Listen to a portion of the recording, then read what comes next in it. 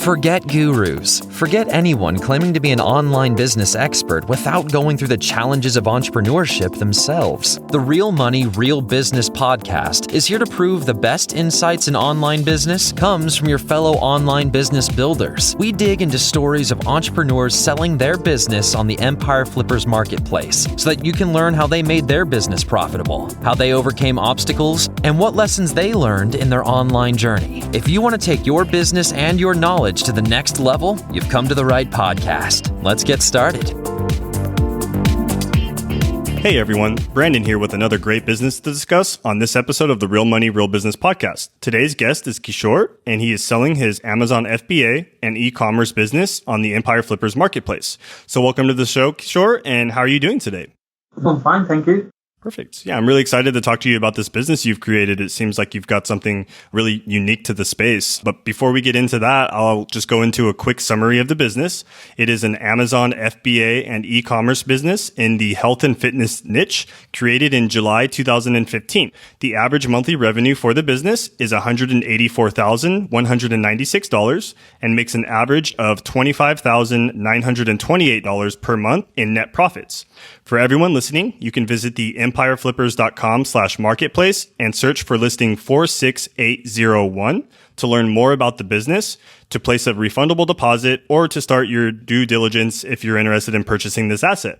Now that I've given a general overview of the business, let's go into what is included in the sale. It is the Amazon Seller Central account with 126 SKUs, the primary domain and all site content and files, 5 additional domains, which include .com and .co.uk alternatives to the 3 brands included, a trademark, an email list, SOPs, supplier contracts and relationships, employee contracts, social media accounts, including Facebook, Instagram, Twitter, and YouTube. And it is worth noting that the US Amazon account will be included in the sale, and any EU Amazon account listings will be included as a listing transfer, as per EU regulations require. It is also worth noting that inventory is not normally included in the list price, and further details can be provided to active depositors. So, Kishore, can you tell me a little bit about your background in building and running online businesses? I'm a systems analyst by trade in terms of my career profession before I started Amazon. So Amazon was started 2015, and I built it from learning all about online businesses. I have done retailing online before. I used to have a convenience store years ago, so I did a website then. Nothing like what we do today. So in 2015, early days, that's where I started. Okay. And then now, how is it that you got the idea to get into this specific niche? Was it something with the health and fitness market that you were previously in and, is what led you into starting this business within this market? So I've always been interested in online businesses, and the business came about from experience of what my father needed years ago. When he was at home, he needed a lot of elderly care products, health and fitness needs.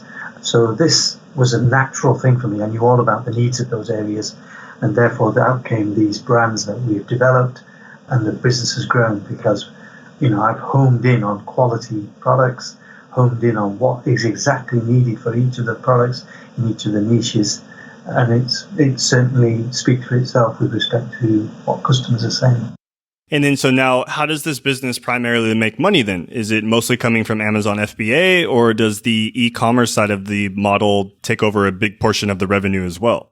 So pretty much 95%, if not more, is Amazon FBA, predominantly in the USA, where the marketplace is clearly bigger than EU.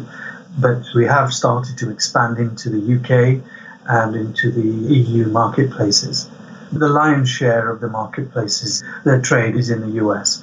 There is opportunity to expand into other marketplaces, but again, we are treading carefully and slowly to make sure that we enter each marketplace successfully. Okay, that's really good to hear that you've, definitely done the research prior to entering into a market full steam ahead, as that tends to have more issues than resolves them down the road. Now, why was it that you decided to choose this specific business model? Was there something about Amazon FBA that stood out over, doing something like a drop shipping model, or maybe even just strictly going with e-commerce itself? Well, this model allows an individual to enter the marketplace originally in 2015, enter the marketplace in the online space. So enter the marketplace with reasonable amount of capital and allow you to grow and compete with the big brands on an equal footing. And it allows you to grow seamlessly with everything taken care of with respect to Amazon fulfillment and returns and customer care. As you get bigger, clearly we're now much bigger, then the business needs to move into other types of, say, fulfillment, because fulfillment generally Amazon gets more expensive, and there's a real opportunity in my business currently that our current stock is stored all within the marketplaces, but we have the opportunity to now move to third-party storage and drip feeding to Amazon. There's real opportunity of saving the bottom line costs there, which is our plan this year, to try and do that. And so the opportunity to increase the profitability will grow. So it's good to get going and to grow very quickly, get your brand in front of customers. So this platform is the best for that. Yeah, no, I completely agree with you on that. Now, Kishore, if the business is doing so well at this time, why is it you're deciding to sell the business? We've grown business with a number of brands over a number of years. We've got it to where it is today. And really, for it to go to the next level requires a whole new suite of skills and contacts, etc. And I think someone else probably is in a better place to do that, to take it to that next level. The other thing is I have a number of other business interests screaming at me, which I need to be doing. So it's one of the reasons why, I've kind of made the decision that if a suitable party comes along, it might be an appropriate time to move on.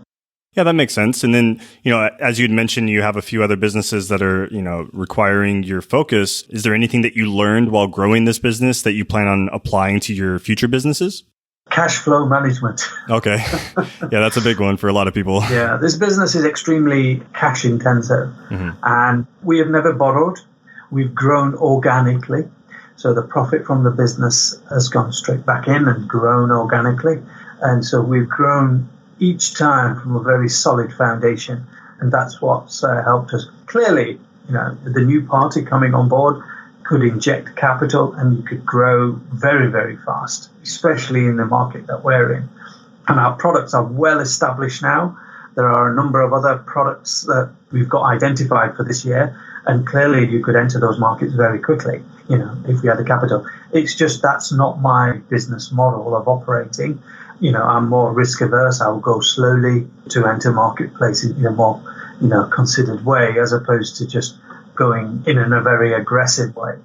I do really believe that the business, the both brands that we've got, could easily grow much higher than where they are now. The bigger opportunities offline, apart from Amazon marketplaces, there's opportunities of offline, there's opportunities of these new products, and also there's the opportunities of other marketplaces that we haven't even touched yet across the world where Amazon is growing. So, clearly if you have, an experienced team, if you have, or even if you haven't, if you've got the cash, you can actually leverage these products that we already have successfully built and branded into all sorts of other areas.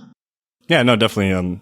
Already a few low-hanging fruit and opportunities for growth that you mentioned for a potential buyer that's looking at this asset. Now, on the flip side of, all of the possibilities for this business down the road, was there anything that you had tried with this business, Kishore, and it just didn't give you the ROI you were expecting? Yeah, you always have some products that you try. And one of the things that screams at me right now is we have always tested products and tried launching products in a very systematic, careful way. And we've never entered a market that, that people sell maybe 500 a day or, very large numbers per day. We're kind of more conservative in that area. So very, very competitive niches is something that we try to stay away from.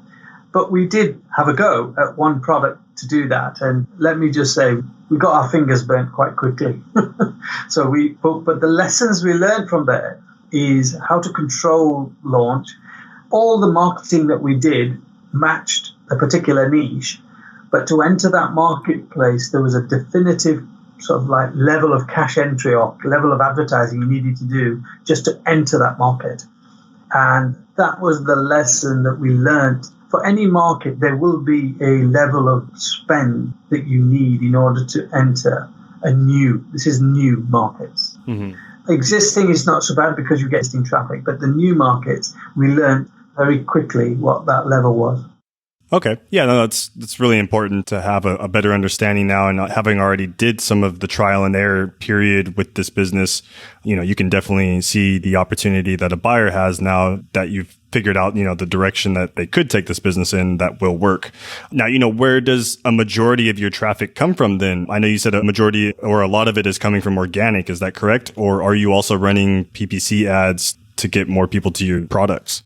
So at this stage, most of our traffic is within Amazon FBA on Amazon platforms. Mm-hmm. We have PPC campaigns within the Amazon platform, and that's run by an external third-party company. So that's all outsourced, the PPC management. And they manage our campaigns with very good ACOS and drive sales.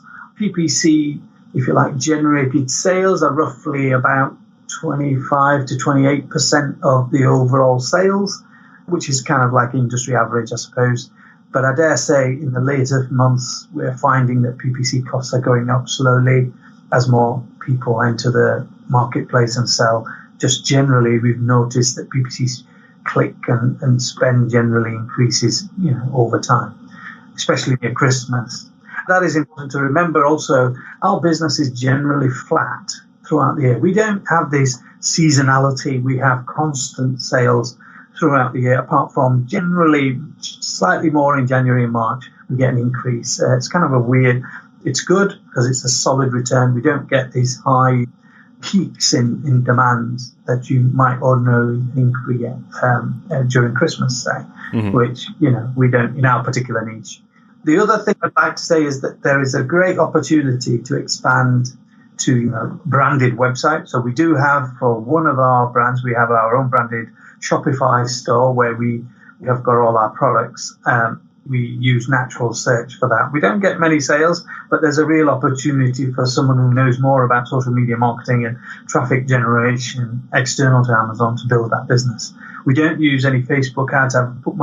Occasionally we've done that on launches, which has been okay, but generally we use our external agency to do PPC advertising to generate sales.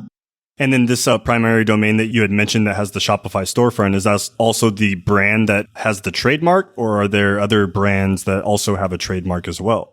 No. So we have trademarks for our 3 brands for sale. One of them has got a Shopify store, and that has a trademark.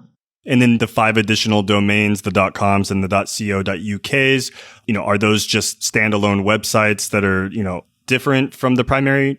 So you buy your .com domain for your brand, and you kind of secure the other domains so that no one else can take them, and you have forwarding to your main domain. Okay, so those are just 301 redirects to the primary domain then?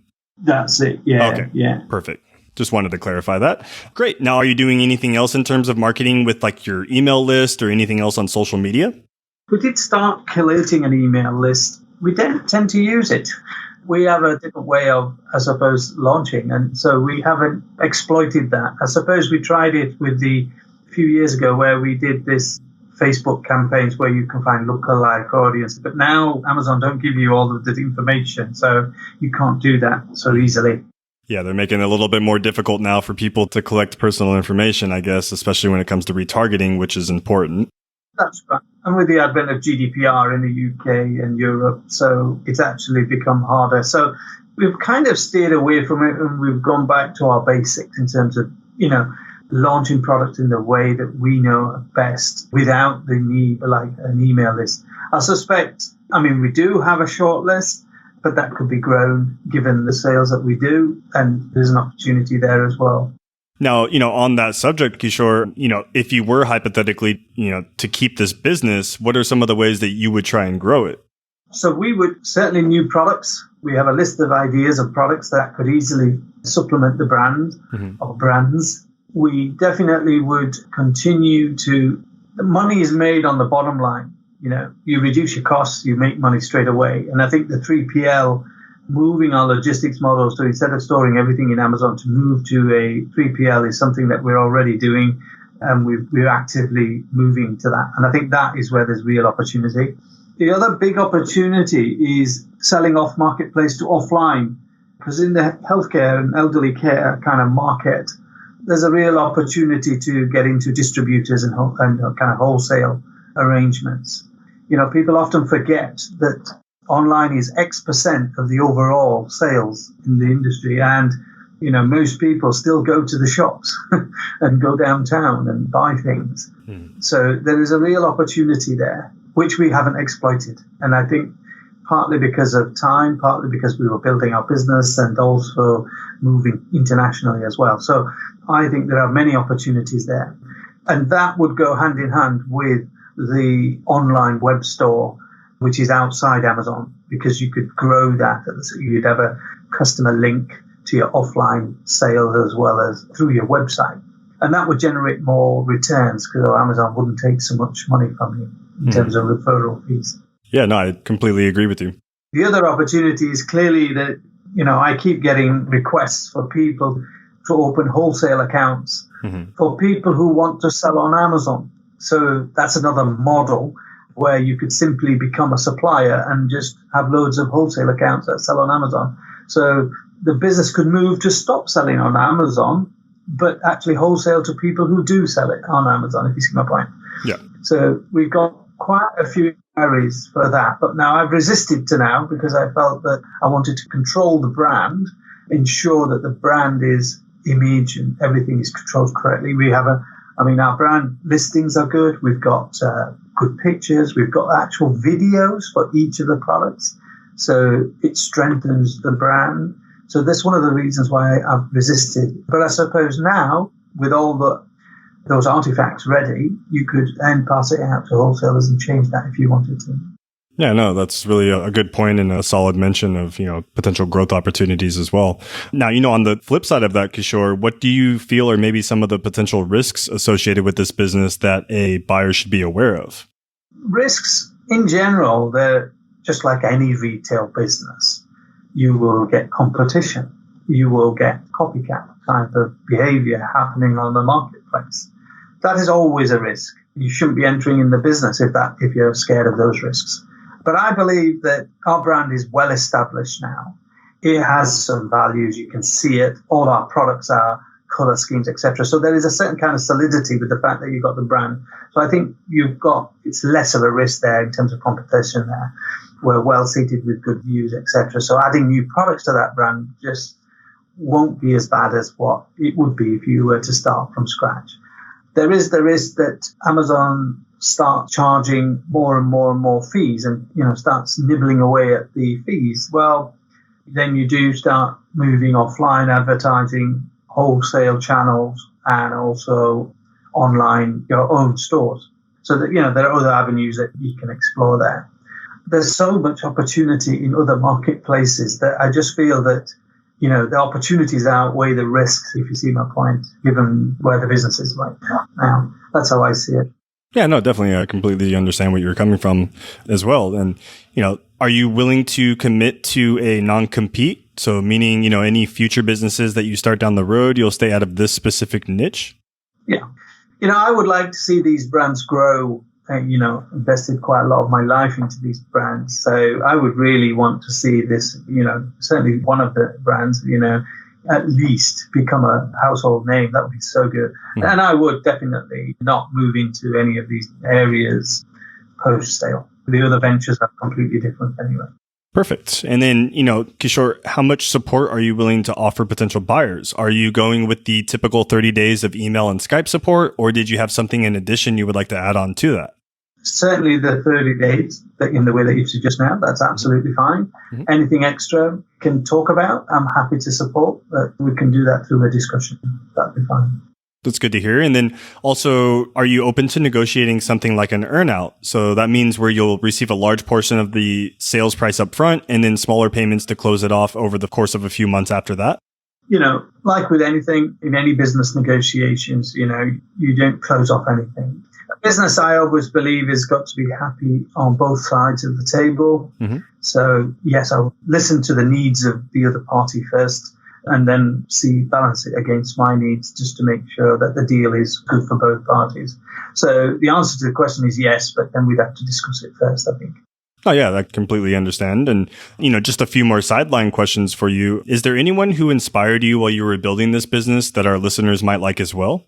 I suppose when I started, it was early Amazon where everything was reasonably straightforward to do. I think Manny Coates, the Helium 10 podcast, when he first started, it was called something like, I can't remember the actual name of the podcast because they changed it.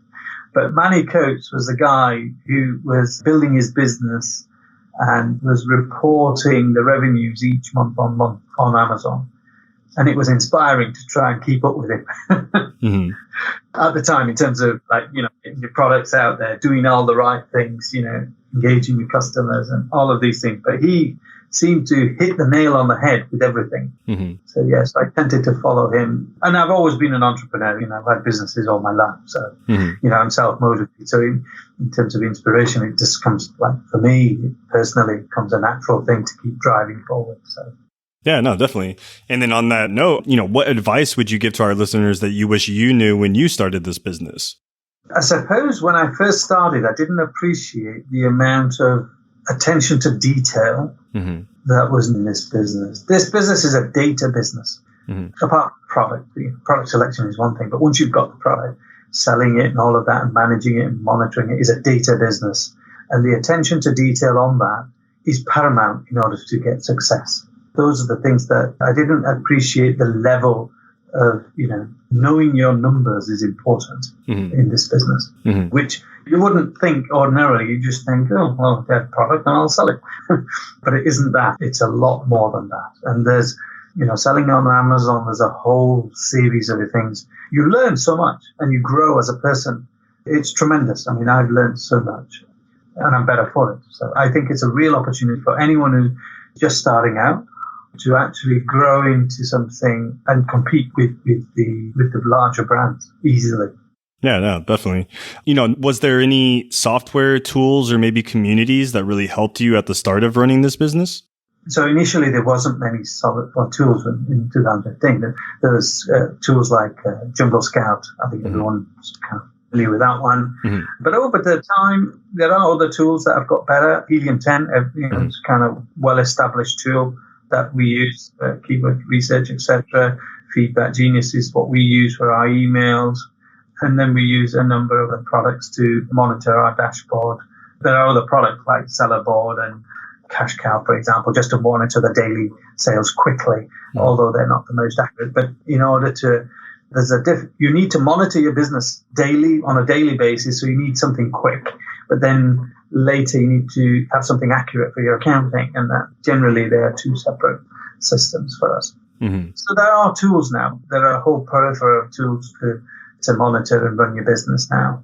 PPC, I'm a bit of a spreadsheet geek, so I used to do that all myself via spreadsheets and downloading from Amazon. Amazon reporting has got better over the years.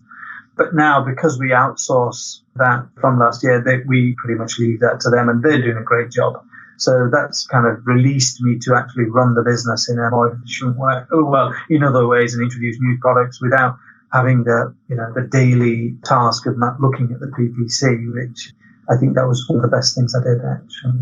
Yeah, being able to automate some of the daily nuanced tasks is definitely something that's going to help you scale the business down the road and ultimately give you the peace of mind knowing that, the job has been taken care of and, giving you the free time to work on. There is an important point here to raise on PPC. I draw the analogy to a supermarket, end gondolas and things like that. Retailers have to pay for that, for the privilege, putting their stock on those end gondolas. Similarly, on Amazon, you've got the first page, and advertising on that first page requires you to use PPC in some way. And now that we've moved to a third-party PPC agency who's really into all of the techniques and keeping up with what is going on Amazon, we no longer need to worry about that. And it's a cost-effective way of keeping your business relevant in that space. And so therefore you don't get left behind. If you do it on your own, it's a lot of work. And obviously that's what you pay these guys for. We've negotiated a very good rate for that, and it's working really well for us. Yeah, it's really nice to hear that you've already established a few of these operations and procedures through a third-party service to really free your time up to focus on more, pressing tasks. So that's great. Now, putting yourself in the shoes of a buyer, Kishore, why do you think that this business is worth buying? So it's worth buying because the brand is solid. It has legs to go further. It has a reasonable margin that is sustainable. It has growth in terms of the product range, and it has customer likability. Once you have a look at the brand, you'll realize that comes through by itself. And the other thing that's really important, many of our products are kind of disposable and people keep coming back to buy. So there is a scheme on Amazon called Subscribe and Save. So quite a number of our products are in that scheme. And so we get repeat purchases from those customers, and we've had some for many years, in fact.